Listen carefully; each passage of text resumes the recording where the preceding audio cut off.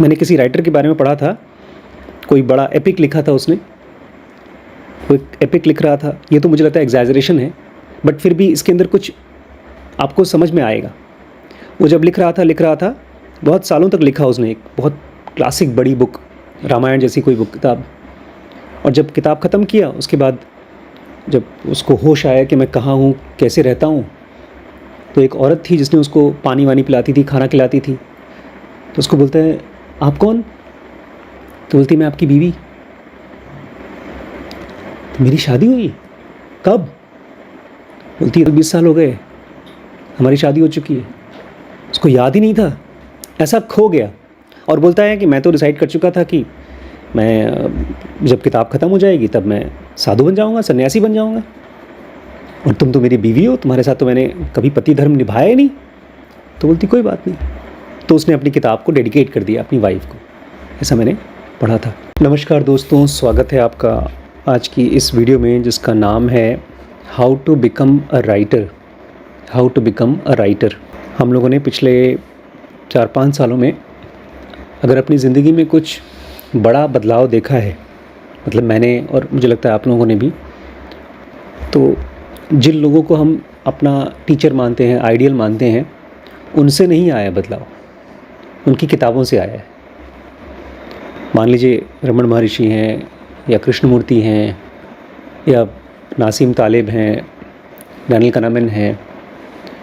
इन लोगों ने जो कुछ पढ़ाया, अपने स्कूल में, कॉलेज में पढ़ा दिया, उसको किताबों में नहीं बनाया होता, तो बस कुछ लोगों के पास पहुंचता, उसके बाद ख़त्म हो जाता। अच्छा, मैं ये बता दूं ज़रूर कि एक नेचुरल वे है हम लोगों का सीखने सिखाने का, बातचीत करके मैं आपको कुछ समझा सकता हूँ, बता सकता हूँ, लेकिन उसमें हर चीज़ बहुत टाइम बाउंड है। उसी समय अगर आप लिसनिंग मोड में हैं और मैं एकदम स्पीकिंग मोड में हूँ, तो शायद आप मेरी बात समझ जाएं, जो कि हम लोग कभी पढ़ेंगे उसमें थिंक अगेन में। लेकिन ऐसा हमेशा होता नहीं है। हम लोग स्कूल में बैठते हैं, ट्यूशन में बैठते हैं, बट ख़त्म हो जाता है मौका। लिखना, जब लिखा हुआ कुछ पढ़ते हैं हम, आप लोग ने इसको नहीं शायद देखा हो, इसको देखिएगा। ये एग्ज़ाम के लिए जब पढ़ाई करें तब नहीं, जब आप एक किताब को आराम से पढ़ रहे हैं तो माइंड मजबूरी नहीं, उस खुशी खुशी एक जगह पर फोकस करता है, और ये फोकस आपका माइंड करता है। आप जब एक फिल्म देखते हैं तब ऐसा नहीं होता। एक फिल्म आपके फोकस को खींचता है, आप कहीं और देखना चाहते हैं तो उसमें एक कोई कॉमेडी सीन है या कोई फाइट है, तो वो केवल आपके मन की उलझन है जो उधर फिल्म खींच रही है। लेकिन यहाँ जब आप कुछ पढ़ रहे हैं, और ख़ास तौर से कोई नॉन फिक्शन, गीता एक नॉन फिक्शन है, भगवत गीता मतलब एक सच्चाई है, और जब उसको आप पढ़ रहे हैं तो थॉट्स आपको हेल्प करते हैं हायर कॉन्शियसनेस में जाने के लिए। इस किताब के साथ यही हुआ। वैभव ने अभी भी मुझे मैसेज किया, बताया कि उसने 2-3 किताबें ऐसी ऑर्डर की हैं, दोस्तोयेव्स्की और म्यूपसांट, ऐसे। ये ऑथर्स पता है कौन है? ये लोग 100 साल पुराने ऑथर्स हैं, 200 साल पुराने ऑथर्स हैं। ये ऐसे लोग हैं जो नॉर्मल इंसान कभी भी पढ़ने के लिए सोचेगा ही नहीं, नंबर 1। नंबर 2, इनको पढ़ने के लिए एक्स्ट्रा एफर्ट डालना पड़ेगा। हो सकता है आप इम्तिहान के लिए, अगर आपको कोई इंग्लिश का लिटरेचर की पढ़ाई कर रहे हैं, एमए कर रहे हैं, या प्रोफेसर बनना चाहते हैं, तो ये आपकी पीएचडी का थीसिस हो। लेकिन मैंने इस चीज़ को रियलाइज़ किया जब मैं इस वीडियो को बना रहा था कि म्यूपसांट को पढ़ते हैं हमारे रस्किन बॉन्ड। क्यों पढ़ते हैं? बिकॉज उनके लिए ये एक ग्रेवी है, एक रेसिपी है, एक ग्रेट राइटिंग की रेसिपी। कल तो मुझे इसी 2 शब्द से बड़ा खुशी हुई, राइट। कल हमने 2 शब्द परसों पढ़ा था, राइट। मतलब हम लोग जब ये पढ़ रहे थे, चैप्टर था इसके पहले वाला, द राइटिंग के शब्दों के साथ कैसे खेला जाता है, राइटर्स पैदा होते हैं या बनाए जाते हैं, अवॉइड स्टीरियोटाइप। तो उसी में एक टॉपिक आया था राइट, WRIGHT, सही लिखो। इसका मतलब ये है don't just be a writer, be a good writer. देखिए नॉर्मली ये बड़ा क्लीशे चीज़ है, जब माँ बाप बोलते हैं ना कि यार अच्छे से करो, कुछ काम करे हो तो मन से करो। बट यहाँ पर मुझे ये फीलिंग नहीं आई कि रस्किन बॉन्ड मुझे बोल रहे हैं ख़राब मत बनो, जल्दबाजी मत करो।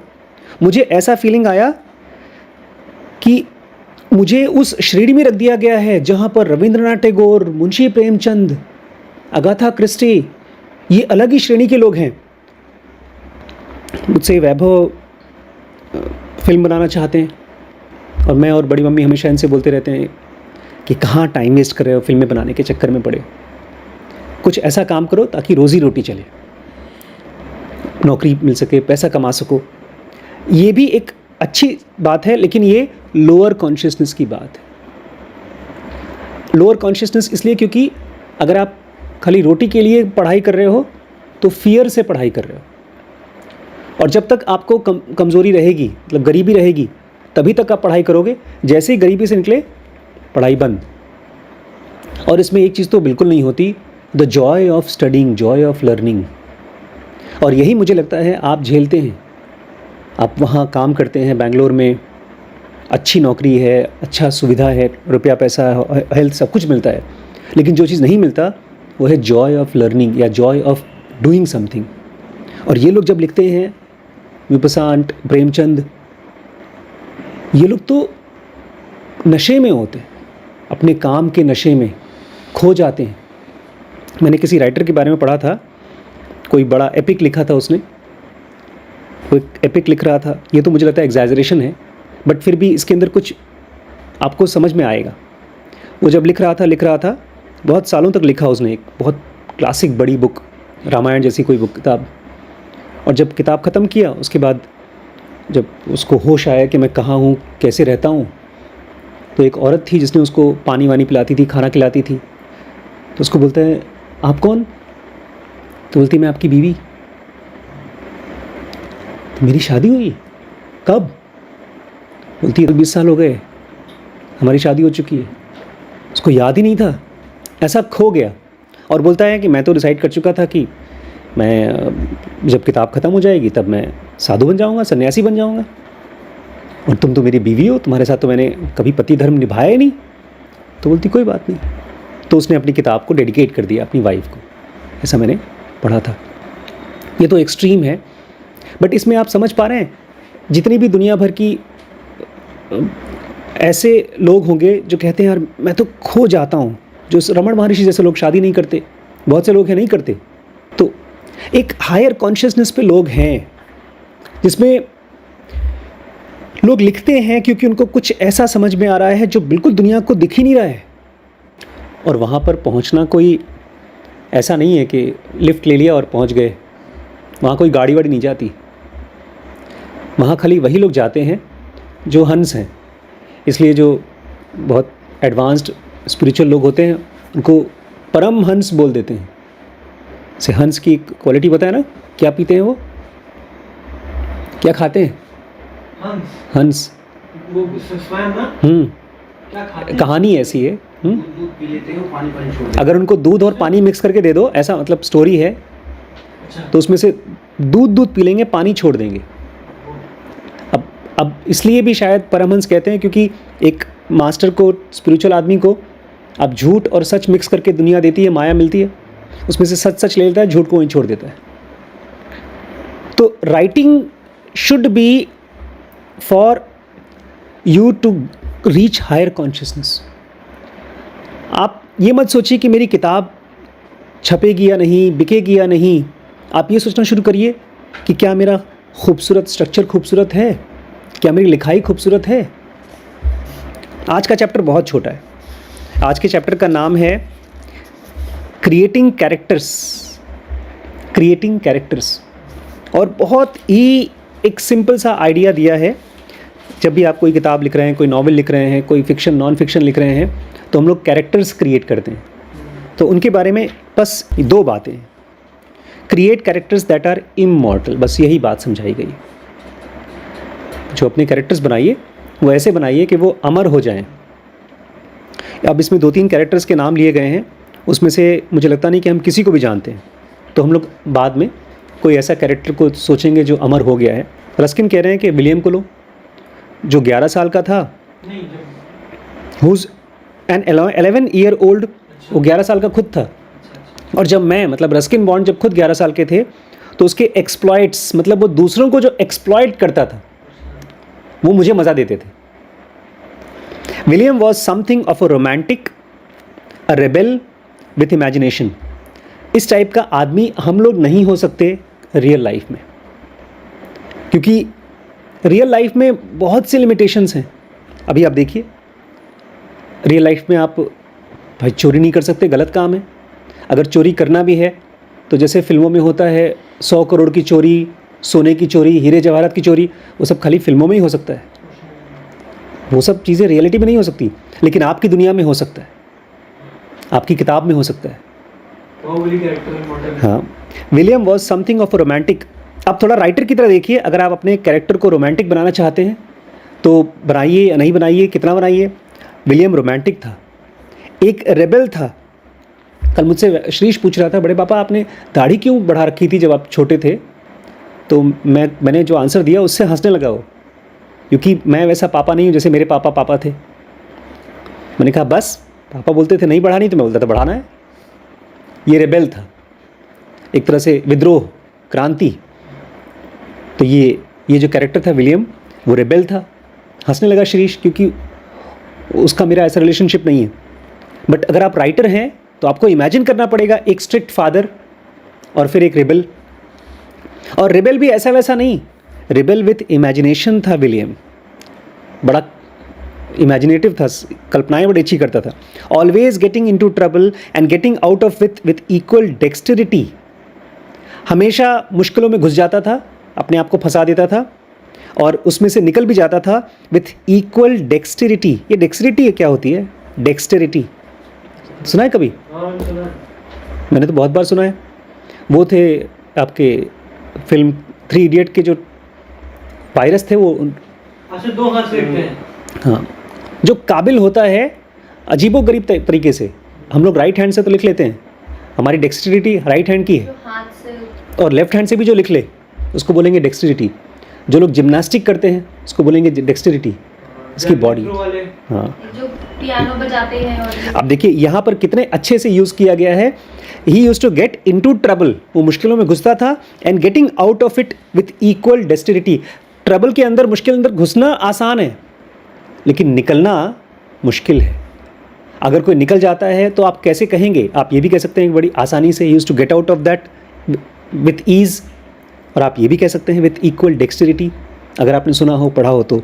और यहाँ पर एक बातचीत है विलियम की, जो अपने एम्बिशंस को दिखा रहा है, अपने महत्वाकांक्षा को, एक किचन की नौकरानी के साथ। देखिए, ज़िंदगी बड़ी बड़ी बोरिंग और छोटी है लाइफ, हम लोग जो जीते हैं ना।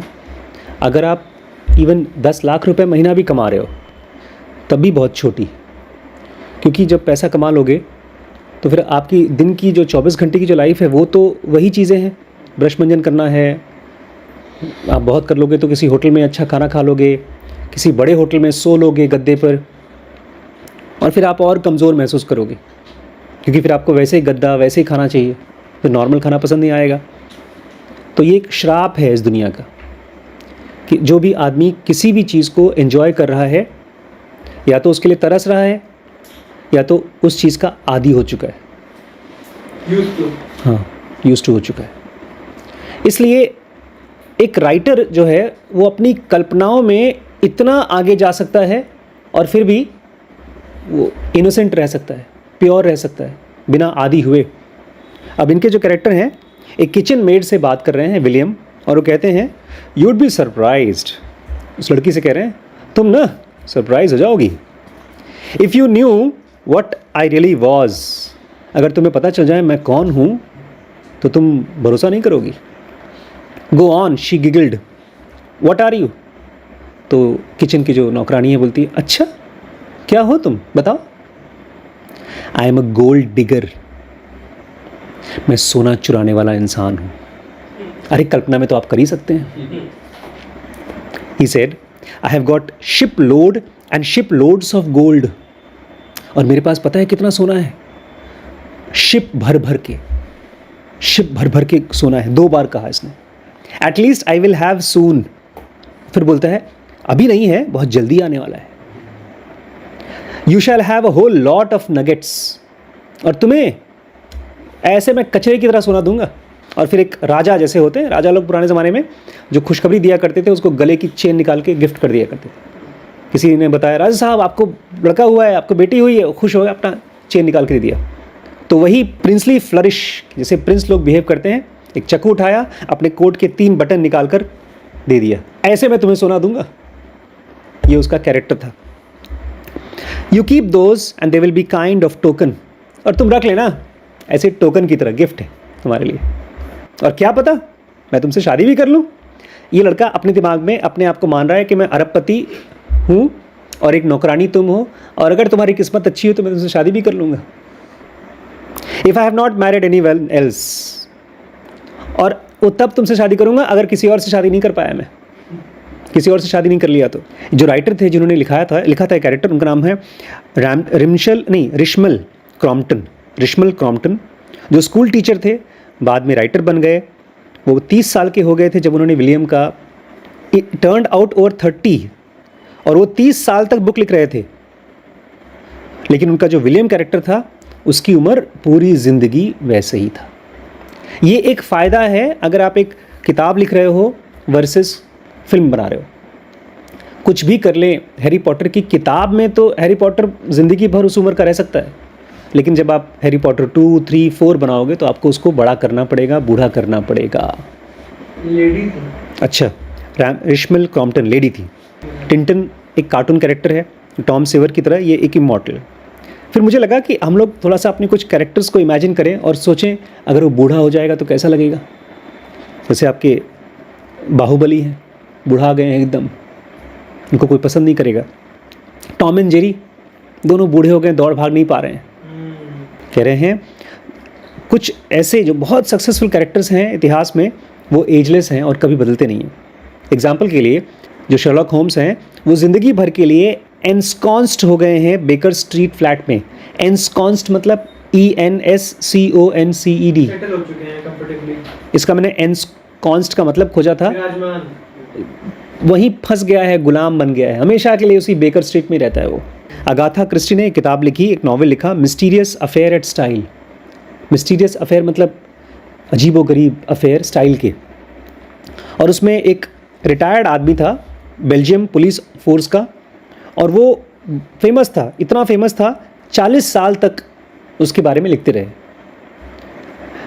ही was still solving cases by the exercise of his little grey sales.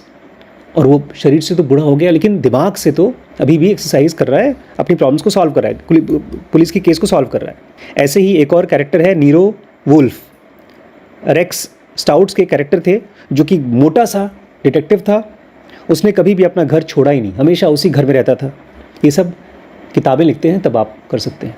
अगर कोई ऑथर चाहे तो अपने कैरेक्टर्स को सदियों सदियों तक जिंदा रख सकता है। कह रहे हैं don't let your characters grow old. ये भी रूल है, ये रूल हमको पता नहीं है। अपने कैरेक्टर्स को बूढ़ा मत करिए। हम लोग ऑलरेडी फिल्मों में देखते हैं, हैरी पॉटर को जो बड़ा कर दिया है, तो अब लोग वो मज़ा नहीं आता फिल्मों में देखने में। अगर आप चाहते हैं आपका कोई कैरेक्टर पॉपुलर हो जाए तो उसको बूढ़ा मत होने दीजिए। ये सीरीज की बात कर रहे हैं कि फिल्म की बात कर रहे हैं? ये किताब की बात कर रहे हैं, हम लोग राइटिंग के बारे में बात कर रहे हैं। आप राइटिंग में तो कर ही सकते हैं। हम लोग सुपरमैन की फिल्म देखते हैं, शक्तिमान की फिल्म देखते हैं। जब तक वो जिंदा हैं, उड़ रहे हैं, लोगों को बचा रहे हैं, मारपीट कर रहे हैं, तभी तक तो अच्छे लगते हैं। और यही शायद कारण है कि जो भगवानों की मूर्तियाँ होती हैं मंदिरों में, कहीं पर कोई बूढ़ा भगवान नहीं दिखाते। कृष्ण जी, राम हैं, बुद्ध हैं, हमेशा वही 30 से 40 साल के उम्र के होते हैं। वो रहे हैं, बुद्ध रहे हैं ऑलमोस्ट 80 प्लस तक। आप माइंड की कमज़ोरी है। जब किसी कैरेक्टर को बूढ़ा दिखता है तो वो अपने आप लगता है कि इससे क्या रिलेट करें। 2-3 और बड़े फेमस कैरेक्टर हैं इसमें से। एक का नाम है जीव्स, जो परफेक्ट बटलर था। बटलर मतलब खाना पीने में क्या था? इसको पढ़ने के लिए ये सब नाम दे रहे हैं ताकि आप पढ़ें एज ए राइटर। इम्बेसाइल एम्प्लॉयर मतलब इम्बेसाइल, IMBECILE, उसका एम्प्लॉयर बहुत बेकार था, बर्टी वूस्टर। या लॉर्ड एम्सवर्थ और उसका एक्सेंट्रिक रेजिडेंट ऑफ ब्लैंडिंग, ये लॉर्ड एम्सवर्थ जो पागल टाइप का था, ब्लैंडिंग कैसल में रहता था। इस तरह के कैरेक्टर्स कभी भी रियल लाइफ में नहीं हो सकते, लेकिन इन लोगों की अपनी खुद की कैरेक्टर थी। ये एक ऐसी दुनिया में जहाँ पर आप एक मास्टर क्राफ्ट्समैन हैं और आपका कमांड इंग्लिश लैंग्वेज में या जो भी भाषा में आप लिखते हैं वो एक परफेक्ट कमांड है। And they are always the same age. मैंने कहा ना, इस टॉपिक का केवल एक ही, आज की वीडियो का केवल एक ही लेसन था, create characters that are immortal. अब इमॉर्टल कैरेक्टर्स बनाने के लिए आपको ढेर सारी पॉजिटिव और ढेर सारी नेगेटिव चीज़ें जोड़नी पड़ेंगी। और दूसरा बात, don't let your characters grow old, उनको बूढ़ा मत करो। क्रिएटिंग कैरेक्टर्स का टॉपिक था ये। मैं जब बड़ी मम्मी को पूछता हूँ कि लिखना चाहिए तो मुझे भी तो अक्सर पूछती हैं, जो हमारा नेक्स्ट चैप्टर आएगा, व्हाट टू राइट अबाउट, आखिर लिखें किसके बारे में, वो हम लोग कल पढ़ेंगे। लेकिन मैं एक बार फिर से रिपीट कर दूँ, लिखिए रोज़ एक लाइन लिखिए। चलिए एक लाइन हम लोग लिखेंगे नहीं, आप तो लिख सकते हैं, आपके पास पेन है, आप लोग सोच सकते हैं। कोई एक लाइन दुनिया के बारे में, अपने बारे में लिखिए, बताइए एक लाइन। अच्छा, मैं आपसे पूछता हूँ, आप क्या हैं इस दुनिया में आए, आप क्या हैं? एक लेखक की तरह लिखिए, सोचिए और बताइए। आज बड़ी खुश है श्रद्धा, उसने कुछ लिखा था और उस पर पंकज त्रिपाठी जो फिल्म एक्टर हैं उन्होंने कमेंट किया, थैंक यू श्रद्धा करके। उस दिन इन्होंने एक लेखक की तरह एक बात कही थी, अनुज ने। ये गाड़ी में गए थे, AC में, बस में गए थे दिल्ली, वापस आए तो उन्होंने कहा कि सर जैसे AC डब्बे में बड़ा अच्छा लगता है, ऐसे ही भक्ति में भी बड़ा अच्छा लगता होगा। एक भक्ति की स्टेट जो होती है, उन्होंने भक्ति को जोड़ा एक बहुत कंफर्टेबल फिज़िकल एक्सपीरियंस की जैसा। यही चीज़ पता है, जब आप जो फील कर रहे हैं, जब आपको लिखना शुरू करते हैं तो आप एक बहुत इम्पॉर्टेंट चीज़ क्रिएट कर रहे हैं। ठीक है, कल और पढ़ेंगे व्हाट टू राइट अबाउट। ये एक बार में ये सीरीज़ आपको मोटिवेट नहीं कर पाएगी लिखने के लिए, लेकिन मैं आपको रिमाइंड करा दूं, लिखना हम लोग किताब छापने के लिए नहीं कर रहे हैं फ़िलहाल। लिखना हमारे लिए ध्यान है, मेडिटेशन है। जब आप बैठ करके ध्यान से, शांति से कुछ सोचते हैं और लिखते हैं, किसी को आप पसंद कर रहे हैं उसके बारे में, किसी को नापसंद करते हैं उसके बारे में, तो आप मेडिटेशन कर रहे हैं। बहुत स्ट्रॉन्ग ऑब्जर्वेशन होता है जब आप लिख रहे होते हैं तो। अच्छा, आप लोगों ने कभी चिट्ठी लिखी है? किसी के लिए चिट्ठी लिखी है? अब आपकी जनरेशन कैसे लिखेगी? चिट्ठी नहीं लिखी है आपने कभी? लिखी है तो चिट्ठी लिखी है। मैंने किताब अब कल खोज रहा था, ब्रह्मचर्य नाम है किताब का, और वो गांधी जी ने अपने दोस्तों को चिट्ठी लिखकर हेल्प किया है ब्रह्मचर्य के मामले में। सब चिट्ठियाँ ही हैं, तो चिट्ठी लिखी आप, उसको सोचिए मेरी किताब बनेगी। इमेजिन कर लीजिए, इमेजिन नहीं करिए, अपने दोस्तों को अपने बारे में बता रहे हैं आप, अपने पिताजी को वो सारी बातें जो आप नहीं बता सकते थे, अपनी गर्लफ्रेंड जो कि चाहते हैं आप जिससे शादी, ऐसी लड़की जो आपको ज़नोगा फॉलो करने दे, आप अपनी वाइफ को चिट्ठी लिख करके यहाँ से पढ़ती हैं, वाइफ पढ़ पाती हैं, उसके लिए चिट्ठी लिखिए, लिखने के लिए लिखिए। ठीक है, कल और बढ़ाते हैं।